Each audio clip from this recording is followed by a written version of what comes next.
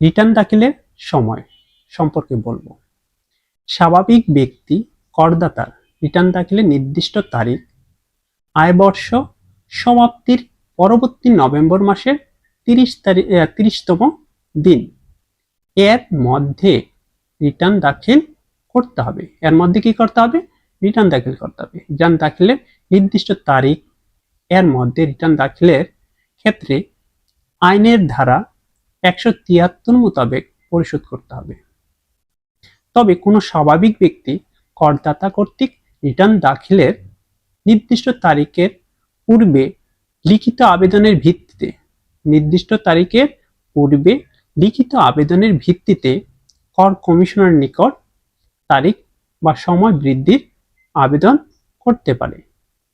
সে কর কমিশনার বিবেচনা করে সেটা 90 দিন বৃদ্ধি করতে পারে।